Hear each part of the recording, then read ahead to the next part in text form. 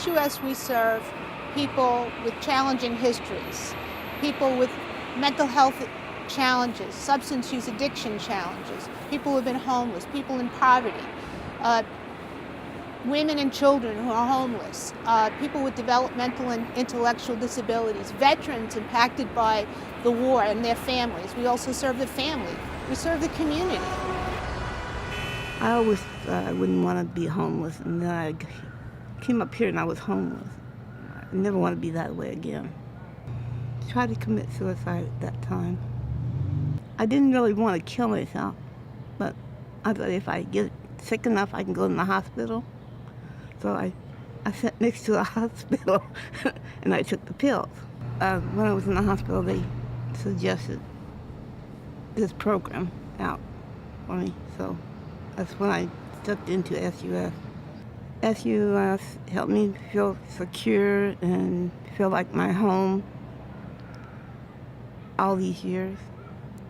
I feel safe where I'm at.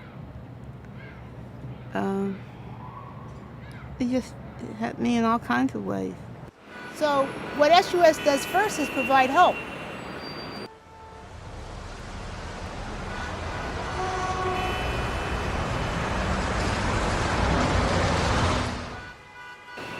Bringing practice together where we can share in serving people with multiple challenges in a world where there's not enough resources to go around is huge.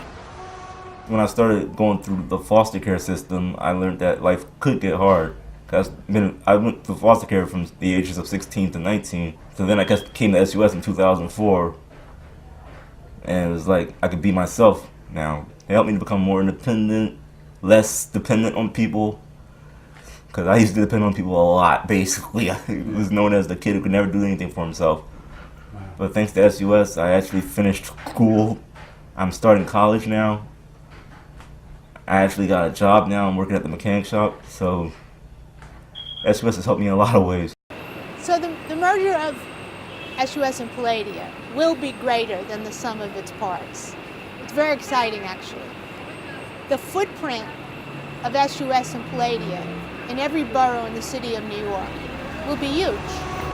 My job was to get up in the morning and get drugs. I was in the apartment with them, but I was the invisible mom. I'd never been into a treatment facility. Everybody was coming up to me saying, welcome back to life. They were hugging me and I'm looking at them. Everybody had to have a job function and they picked me to work in the kitchen.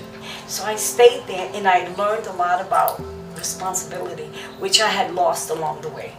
I came in all washed up and 3 months I finally stopped crying and saying, you know what? I want this, I want to live. Palladia, for example, does a lot of work with homeless prevention and domestic violence. SUS is just most recently operating a children and family shelter. Without housing, you can't have health care. Without housing, you can't educate kids. If kids and parents live in shelters and they move around, it's really hard to build a life. Some of these shelters are terrible. They're not shelters. It's not made for humans. You know, young kids on the first of the month ripping off the older generation for their little fixed income that they get, and nobody seems to even care. When SUS came over, they teach you how to use a computer, and then after they teach you, they give you your own computer. So, then they came up with the peer counseling. So now I go to school Monday and Friday for peer counseling.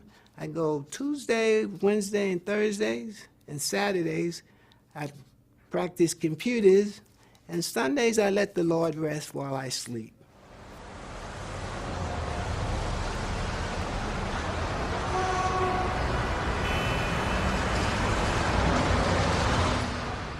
We share a lot of vision and mission, but probably more importantly, there was a sense that Palladia and SUS and Palladia share a culture.